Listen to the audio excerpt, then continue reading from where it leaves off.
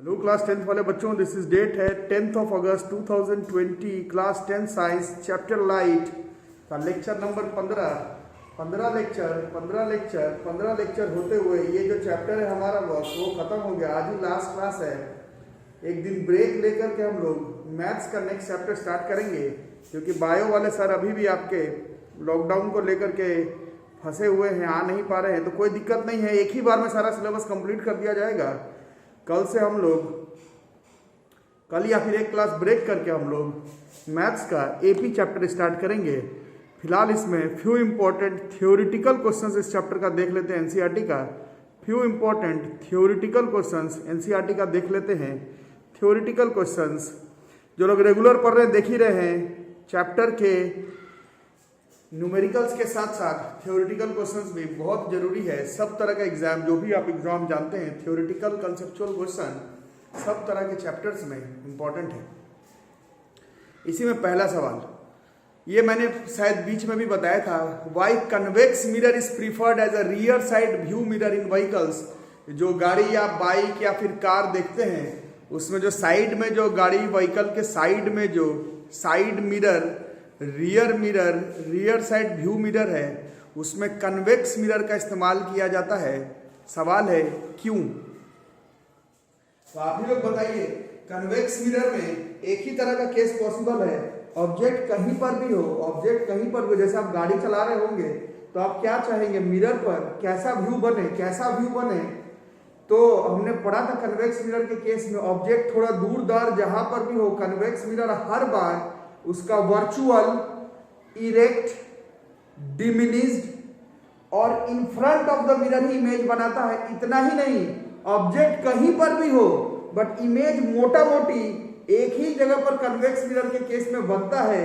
तो इन्हीं सब क्वालिटी का इस्तेमाल करके वर्चुअल, इरेक्ट, डिमिनिश्ड और एक ही जगह पर इमेज फॉर्मेशन और in front of the mirror, तो दूरदार का जो भी गाड़ी अगल बगल से आ रहा है सबका इमेज मिरर के सामने सीधा छोटा छोटा एक ही जगह पर दिखने की वजह से एक ग्रेटर व्यू, दूरी तक का, ज्यादा दूरी तक का इमेज आप कन्वेक्स मिरर पे in front of the mirror बना सकते हैं। इसी वजह से कन्वेक्स मिरर का इस्तेमाल रियर साइड व्यू मिरर के फॉर्म में किया जाता है। आंसर लिख लो अपने लैंग्वेज में। As convex mirror always produces virtual, erect and diminished image of objects, it gives a wider field of view in front of the mirror, which helps the driver to see most of the traffic behind him. तो इसको हम लोग बना लेंगे, ठीक है। Question number 2 पूछ रहा है, name the type of mirror used in the following situations. Following situation में किस तरह का मिरर का इस्तेमाल करते हैं? तो हेडलाइट ऑफ अ कार हो गया, बाइक हो गया, इसका जो हेडलाइट है उसमें हम लोग किस तरह का मिरर का इस्तेमाल कर सकते हैं बोल रहा है। तो सीधा सा हिसाब किताब है, कनकेव मिरर का इस्तेमाल कर सकते हैं। कनकेव मिरर का एक केस था जिसमें ऑब्जेक्ट अगर फोकस में हो तो सारा इमेज जो है कैसा बनता था, ऑब्जेक्ट को अगर फोकस रख देंगे तो ढेर सारा पैरेलल बीम ऑफ लाइट जो है वो निकलता है। तो इसी का इस्तेमाल हम लोग करते हैं।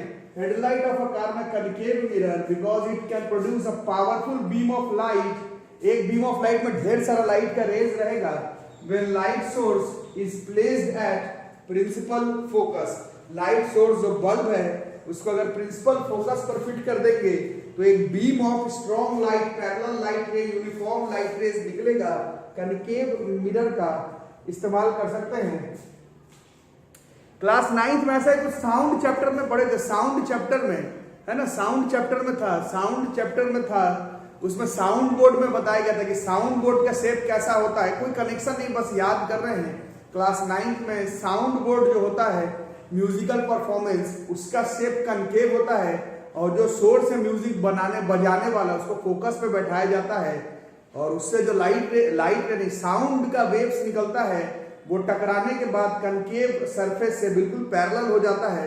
तो यूनिफॉर्म और कस की आवाज एकदम बराबर जो है, पैरेलली आवाज जो है वो जो सामने श्रोतागण बैठे हुए हैं उनको सुनाई देता है।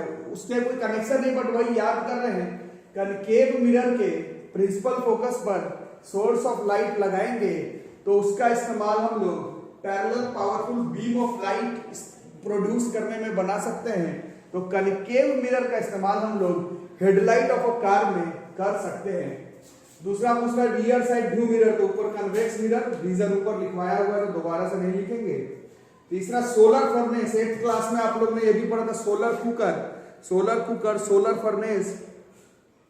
इसमें भी वही होता है, साइड से कनकेव मिरर लगा करके रखते हैं सोलर फर्नेस में।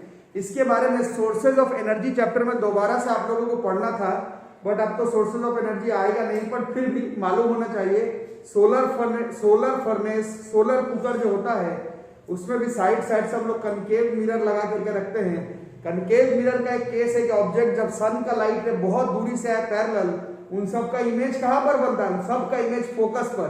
तो ढेर सारा लाइट है बट इमेज फोकस पर, तो उस फोकस पर क्या प्रोड्यूस हो जाएगा? लाइट का इंटेंसिफाई जो है वो ज्यादा हो जाएगा, खाना हमारा जल्दी पक जाएगा। सोलर कुकर, सोलर फर्नेस के साइड में अपन कनकेव मिरर का इस्तेमाल करते हैं।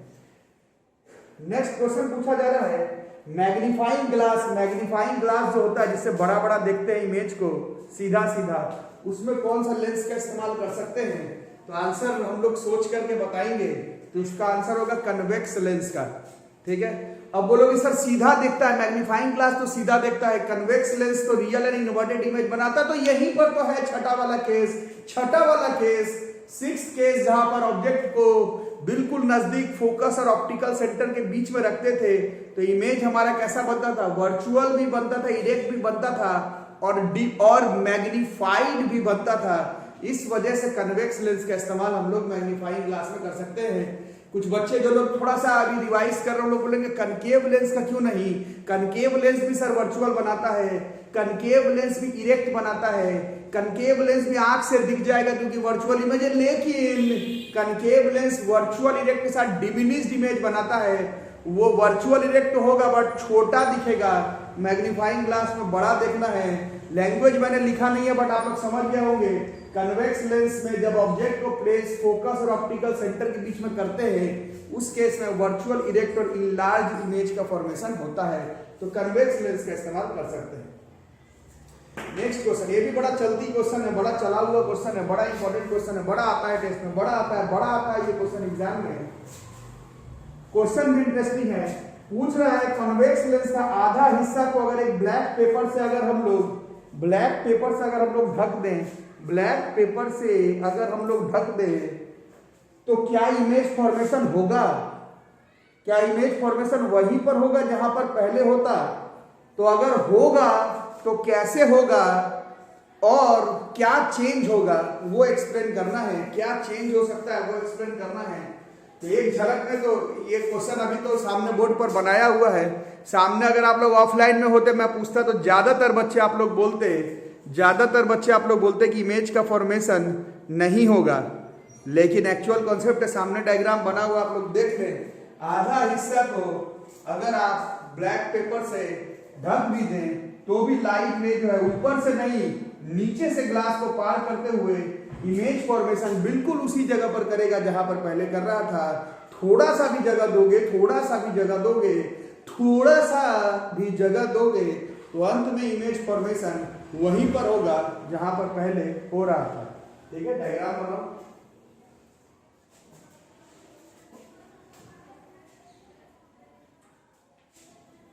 ठीक है, तो अंतर क्या है? तो होगा क्या? तो देखो, पहले जैसे आप लोगों में से कुछ लोग लगातार फोन पे बने हुए रहते तो उन लोग को ज्यादा मेरे साथ डिस्कशन करते हैं, बाकी लोग फोन वगैरह करते नहीं हैं। पहले अगर इस ऑब्जेक्ट से 1 करोड़ लाइट रे निकल करके अगर इमेज फॉर्मेशन बना रहा था तो अब तो आपने आधा ढक दिया है, तो अब 1 करोड़ में से सिर्फ 50 लाख लाइट रे ही इमेज फॉर्मेशन करेगा। इमेज फॉर्मेशन वहीं पर होगा, लेकिन उसका जो इंटेंसिटी है, ब्राइटनेस जो है इमेज का, वो डिक्रीज हो जाएगा। यही इस क्वेश्चन का आंसर है। कंप्लीट इमेज फॉर्म तो होगा बट इंटेंसिटी या फिर ब्राइटनेस जो है इमेज का वो डिक्रीज हो जाएगा। डायग्राम बना करके एक्सप्लेन कर लेंगे। आप ही लोग में से कुछ लोग महारथी लोग हैं, 50 चैप्टर हो गया है, अभी बोल रहे हमारा एक चैप्टर रेडी किए हैं, और पूछने पर और आप लोग बताते भी हैं, कुछ लोग ऐसे ही है कि हम अभी कॉन्सेप्ट बना रहे हैं। कॉन्सेप्ट से समझना ज्यादा जरूरी है। सारा चैप्टर आराम से पढ़ेंगे तो पढ़ो, 4 महीना हो गया, एक चैप्टर का कॉन्सेप्ट बनाए हो, 17 चैप्टर सिलेबस में है, 17 4 जा 68 महीने में सिलेबस कंप्लीट करना, फेल करना आपकी मर्जी है, ठीक है। बाकी लोग समझ रहे होंगे ये कॉन्सेप्ट बनाने वाली बातें, पता नहीं मेरे समझ में तो नहीं, आप लोग में से बहुत लोग अच्छे हैं पढ़ने में, उन लोगों को मालूम है। सारा एनसीईआरटी का क्वेश्चन, सारा साइड बुक का क्वेश्चन, सारा थियोरिटिकल, सारा न्यूमेरिकल क्वेश्चन तो बोर्ड में ही करवा दिया जा रहा है। अब अलग से क्या कॉन्सेप्ट बना रहे हो ये मेरे समझ में तो नहीं है, ठीक है। इसको लिख लो। एक दो और हल्का फुल्का क्वेश्चन और है जो कि मैं पढ़ देता हूं, लिखवाता नहीं हूं, सुन लो फिर क्या लिखूंगा।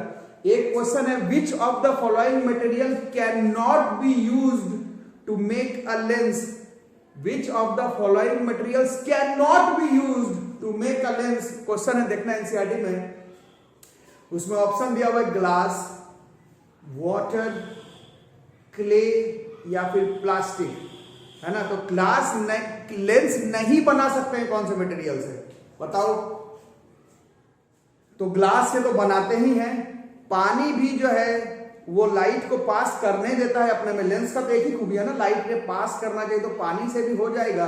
बट प्लास्टिक और क्ले, यही दोनों इसका आंसर होगा। प्लास्टिक और क्ले से हम लोग लेंस नहीं बना सकते हैं, बट ओनली वन पे टिक लगाना होगा तो हम लोग क्ले पर टिक लगाएंगे, क्योंकि कुछ प्लास्टिक भी ऐसा होता है जो ट्रांसलूसेंट हो सकता है, ट्रांसलूसेंट हो सकता है, बिल्कुल ओपेक नहीं। कुछ प्लास्टिक आप लोग घर में भी इस्तेमाल करते हैं जो कि ट्रांसलूसेंट हो सकता है, मतलब उसमें से लाइट निकल सकता है। मेरे से पूछा जाता तो मैं इसका आंसर प्लास्टिक और क्ले दोनों बोलता, बट ओनली वन करेक्ट में, अरे ओनली वन करेक्ट में, ओनली वन करेक्ट में क्ले में टिक लगाना है। कारण पूछा जाएगा तो आपको बताना है, clay is an opaque material, clay opaque है, क्ले ओपेक है, क्ले ओपेक है, इससे लाइट के पार ही नहीं कर सकता है, तो उसका इस्तेमाल हम लोग लेंस के फॉर्म में नहीं कर सकते, ठीक है। इसको भी लिख लेना है, एनसीईआरटी का ही क्वेश्चन है। और एक और क्वेश्चन है जिसको मैंने पहले डिस्कस कर दिया था, 3 मटेरियल दिया हुआ होगा, तीनों का रिफ्रैक्टिव इंडेक्स दिया हुआ होगा, और स्पीड ऑफ लाइट किसमें ज्यादा किसमें कम, क्या रूल था, सिलेबस खत्म हो गया आपका। रिफ्रैक्टिव इंडेक्स जिसका ज्यादा उसमें स्पीड ऑफ लाइट उतना कम, तो जो 3 मटेरियल दिया हुआ होगा उन तीनों मटेरियल में जहां पर जिसका रिफ्रैक्टिव इंडेक्स जितना कम होगा उसी मीडियम में स्पीड ऑफ लाइट उतना ज्यादा होगा। इसको आप लोग ध्यान से याद कर लेंगे, लिख लेंगे।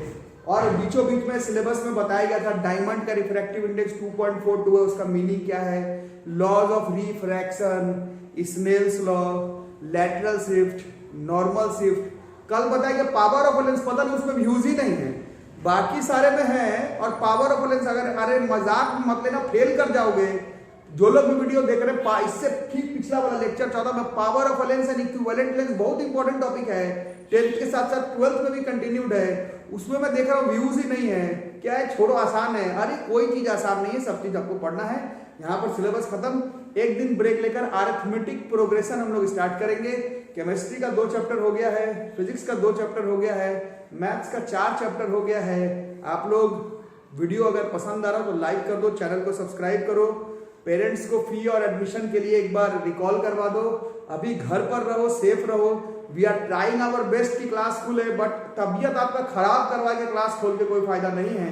घर पर रहो, सारा सिलेबस हो जा रहा है।